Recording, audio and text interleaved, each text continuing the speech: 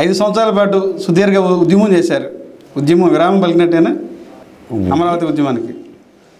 అమరావతి ఉద్యమానికి విరామం అంటే ఒక విధంగా చెప్పాలంటే విరామమే అని అనుకోవచ్చు, లేదంటే తాత్కాలిక విరామం అనుకోవచ్చు. కానీ ప్రధానంగా ఒక విరామం అయితే జరిగిందండి. ఎందుకంటే ఆంధ్రప్రదేశ్లో కనీ విని ఎరుగని రీతిలో ఆనాటి ముఖ్యమంత్రి జగన్మోహన్ రెడ్డి గారు నేను 3 రాజధానులు పెడతాను, అమరావతిని ఒక రాజధాని చేస్తా, ఏదో ఏడాదికో పండక్కో పబ్బానికో శాసనసభ సమావేశాలు పెట్టుకోవడానికే పరిమితం చేస్తానని చెప్పిన ఆ మాట రద్దయింది. ఆంధ్రప్రదేశ్కి అంటూ ఒక రాజధాని వచ్చింది. ఇక 3 రాజధానుల్లోని కనిపించిన ఓయాసిస్సుల కోసం ఎడారుల్లో ఎండమావుల్లాగా వెతుక్కున్న దేవులాట లేదు మనకంటూ. అంటే అన్ని రాష్ట్రాలలాగానే దేశంలో 28 రాష్ట్రాలు ఉంటే 28 రాష్ట్రాలకి ఒక రాజధానులు ఉన్నాయి. మద్రాసుకు చెన్నై లాగా, కర్ణాటక బెంగళూరు లాగా, తెలంగాణకి హైదరాబాద్ లాగా. ఇప్పుడు మనం కూడా ఏంటంటే ఎస్ మన క్యాపిటల్ అమరావతి, మాకు ఒక రాజధాని ఉంది చెప్పుకోగలిగే ఒక ధైర్యం వచ్చింది. ఆ ధైర్యం నిలబడ్డది. ఎందుకంటే కమల్ గారు నేను మాట చెప్తా, అమరావతి ఉద్యమప్పుడు నేను హైదరాబాద్ లాంటి మీడియా సంస్థలతో మాట్లాడటానికి వెళ్ళినప్పుడు, పెద్దల దగ్గరికి వెళ్ళినప్పుడు నాతో అన్నమాట ఏంటంటే, బాలకోటయ్య గారు సేవ్ ఆంధ్రప్రదేశ్ కాదు స్లేవ్ ఆంధ్రప్రదేశ్ మీరు అని అన్నారు. అంటే మీరు బానిసలు, జగన్మోహన్ రెడ్డికి బానిసలు, రాజధానిని నాశనం చేస్తున్నా కూడా విజయవాడోడు పైకి లేకపోవడం, గుంటూరుడు పైకి లేకపోవడం, ఆ వరుసన 2 నగరాల మధ్యనున్న మహిళల చీరలు లాగుతుంటే, కొంగులు లాగుతుంటే, రక్తాలు కళ్ళ చూస్తుంటే, పాదయాత్రలు చేస్తుంటే, కాలిబొబ్బలు ఎక్కుతుంటే ప్రజల స్పందన రాకపోతే ఎలా అని చెప్పేసి మాట్లాడిన సందర్భాలు ఉన్నాయి. ఆ రోజున నేను చెప్పాం, ఈ ప్రజాస్వామిక ప్రక్రియలు అలాగనే ఉంటుందండి. వాళ్ళు రైతులు, వాళ్ళు అహింసాయుత పోరాట రూపం చేసుకున్నారు. వాళ్ళేం తుపాకులు పట్టేవాళ్ళు కాదు, ఆయుధాలు పట్టేవాళ్ళు కాదు, లేదా నక్సల్బరీ ఉద్యమాలు చేసేవాళ్ళు, సంఘ విద్రోహులు కాదు. ప్రజాస్వామిక యుద్ధం జరుగుతుంది.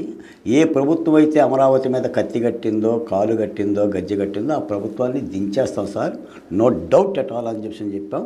ఆ విజయాన్ని సాధించిన తృప్తి ఉంది. సో ఇప్పుడు మీరు అడిగిన దానికి ఆంధ్రప్రదేశ్ రాజధాని అమరావతి అనేది మీరు చెప్తారు, నేను చెప్తాను, ఎవరైనా చెప్తారు. దాన్ని సాధించగలిగాం. అమరావతి రాజధానికి మీరు ఏమైనా భూములు ఇచ్చారా ఒక రైతుగా? మీకు ఆ ప్రాంతానికి మీకు సంబంధం ఏంటి? ఈ ఉద్యమానికి బాలకోటకి సంబంధం ఏంటి?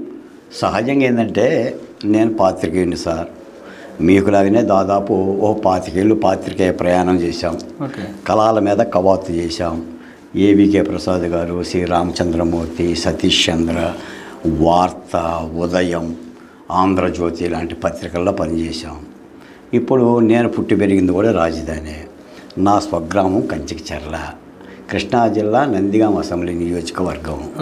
నేను కలేకూరి ప్రసాద్ అని ఒక దళిత తాత్విక కలిగిన ఒక నాయకుడు, లేదంటే కవి యొక్క కజిన్ బ్రదర్ని. 1000 ఏళ్ల క్రితం ఈ గడ్డ మీదే పుట్టాను, ఈ గడ్డ మీదే చంపబడ్డాను.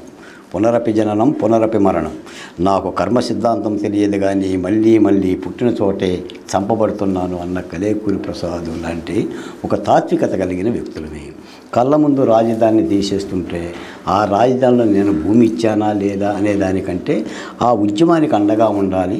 ప్రభుత్వం ఏకదాడి చేస్తుంది, ఒక కులముద్ద. అంటే ఆ టైంలో ఉద్యమం టైంలో కొంత రూమర్ తీసుకొచ్చారు మీతో. అంటే బాలకోట ఏమన్నా భూములు ఇచ్చాడా? అమరావతి ఉద్యమానికి బాలకోటకి సంబంధం ఏంటి? బాలకోటది నందిగామ కాన్స్టిట్యున్సీ, అమరావతి ఉద్యమం అనేది గుంటూరు సరౌండింగ్ ప్రాంతాలు కదా, కనీసం సెంటు భూమి బాలకోట, దీనికి సంబంధం ఏంటి? ఈ ఉద్యమాన్ని బాలకోట క్యాష్ చేసుకోవడం చెప్పి ఆరోపణలు వచ్చింది. ఏం చెప్తారు దానికి మీరు? కమల్ గారు నిజంగా దీన్ని మీరు ఈ ఉద్యమాన్ని క్యాష్ చేసుకున్నారా? కమల్ గారు అమరావతికి చంద్రబాబు నాయుడు భూమి ఇచ్చాడా? ప్రతిపక్ష నాయకుడు కదా, పార్టీ అధ్యక్షుడు. భూమి ఇచ్చాడా? లోకేష్ గారు భూమి ఇచ్చారా? లేదు. పవన్ కళ్యాణ్ గారు ఇచ్చారా?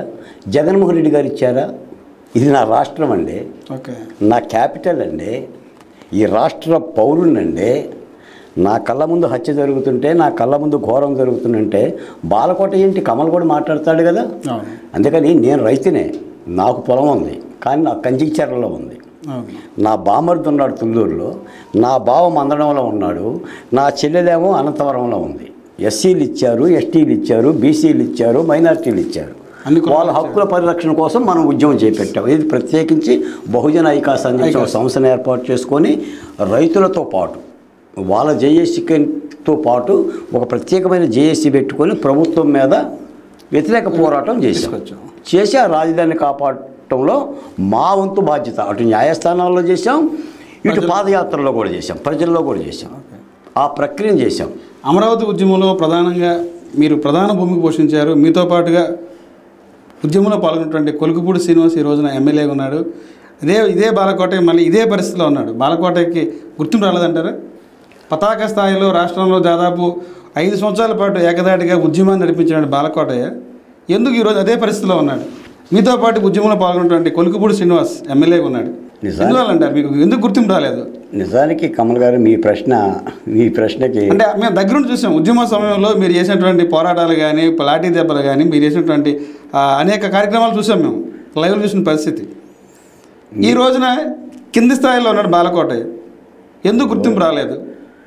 చంద్రబాబు నాయుడు అధికారంకి వచ్చారు, ఎంతోమందికి నామినేట్ పదవులు వచ్చినాయి, ఎమ్మెల్యేలు ఇచ్చారు, ఇంకా చాలా వచ్చినాయి. కమల్ గారు మీరు అడిగే ఈ ప్రధానమైన ప్రశ్నకి చాలామంది ఇప్పుడు అడుగుతున్నారు. చాలా ఛానల్లో కూడా అంటే కష్టపడిన వాడికి పార్టీ గుర్తిస్తుందని చెప్పి చంద్రబాబు నాయుడు పదే చెప్తారు. కష్టపడిన ప్రతి వ్యక్తికి పార్టీ గుర్తిస్తుంది అన్నారు. 6 నెలలు అయిపోయింది అధికారంకి వచ్చి. బాలకోట గుర్తింపేది. ఇప్పుడు కమల్ గారు okay, where is the Balakotaiah అంటే Balakotaiah is on the road. Now I am the ఒక రహదారి మీద ఉన్నాను. నాడు రహదారి మీద ఉన్నాను, నేడు రహదారి మీద ఉన్నాను. అంటే ఇవి రాజకీయాలు. ఇప్పుడు ఖచ్చితంగా ప్రజా రాజధాని అమరావతి ఉద్యమంలో కష్టించిన వాళ్ళని లేదా జగన్మోహన్ రెడ్డి గారి మీద తొడగొట్టిన వాళ్ళని గుర్తించాల్సిన బాధ్యత ప్రతిపక్ష పార్టీగా ముఖ్యంగా ముఖ్యమంత్రి చంద్రబాబు నాయుడు. అంటే ఆ సమయంలో మీడియా పరంగా కూడా జగన్మోహన్ రెడ్డిని కాలర పట్టుకుని ప్రశ్నించేటువంటి వ్యక్తి బాలకోటయ్య. మీకు ఇంకో మాట కూడా చెప్తా. అసలు జగన్మోహన్ రెడ్డి గారికి ఎదురెళ్ళటం అంటే రైలు బండికి ఎదురెళ్ళటం. అంతకంటే రిస్క్ ఇంకోటి ఉండదు. నేను 14 సార్లు నా పల్లె సేవలో నేను హౌస్ అరెస్ట్ అయ్యా. నేను పెట్టుకున్న పేపర్ ధ్వంసమైంది. మా ఆవిడ అంగన్వాడీ టీచరు. ఆమె తెచ్చే 11,400 రూపాయలతోనే బతికాం. ఎందుకంటే కుటుంబం కూడా సహకరించింది. అన్ని శ్రమలు ఎందుకు పెట్టామంటే ప్రధానంగా రాజధాని నిలబెట్టడం కోసం. రాజధాని సరే మీరు అన్నట్టుగా ఏంటంటే చంద్రబాబు నాయుడు గారు కానీ లోకేష్ బాబు గారు కానీ అమరావతి ఉద్యమకారుల్ని అమరావతిని గుర్తిస్తామని చెప్పిన మాట యథార్థం. పదే చెప్పారు. ఇప్పటికీ అమరావతిని కూడా నెత్తిని పెట్టుకొని పూజిస్తున్నారు. 1,000 కోట్ల రూపాయలతో అభివృద్ధి చేస్తామని అంటున్నారు. కానీ ఆ ఉద్యమంలో పుట్టిన వాళ్ళకి ఎంతమందికి న్యాయం జరిగింది అని చెప్పేసి అనేది ఒక పెద్ద క్వశ్చన్ మార్క్. దీనికి చంద్రబాబు నాయుడు గారు అంటే నేనేదో విమర్శ కోసం చెప్పట్లా, తప్పనిసరిగా ఆయన పెద్ద ప్రశ్న.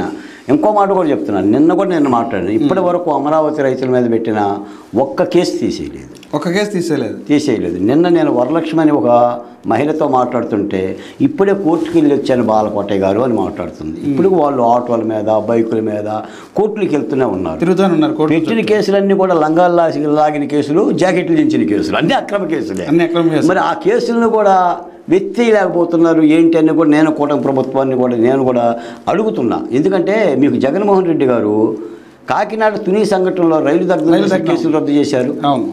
అలాగనే కోనసీమలో పెట్టిన స్వరూపు ఇంటి మీద దాడి చేసిన అల్లర్ల కేసులు రద్దు చేశాడు. మరి ఆయన 2 కేసులు రద్దు చేసినప్పుడు మరి చంద్రబాబు నాయుడు గారికి ఈ కేసులు రద్దు చేయడానికి, రైతుల మీద పెట్టిన కేసులు రద్దు చేయడానికి ఎందుకు చేతులు రావడం లేదు కూడా ఆయన ముందున్న ప్రశ్నే. తప్పనిసరిగా సమాధానం చెప్పుకోవాలి. చంద్రబాబు నాయుడుకి అమరావతి ఉద్యమం మీద ఎంత ప్రేమ ఉందని ఇదే ఉదాహరణ అంటారు.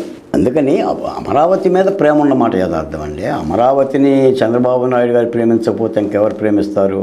ఆయన మానస పుత్రిక. ఆయన యొక్క పిలుపుతోనే దాదాపు 34,348 ఎకరాలు ఇచ్చారు. చంద్రబాబు నాయుడు గారు కూడా అమరావతి ఉద్యమానికి జోలెబట్టాడు, ఉద్యమానికి మద్దతుగా పలికాడు, నిలబడ్డాడు. కాకపోతే మీ బాధ నా బాధ ఏంటంటే అమరావతి ఉద్యమంలో కూడా కష్టపడ్డ వాళ్ళని గుర్తిస్తే చంద్రబాబు నాయుడు గారు మంచిది అని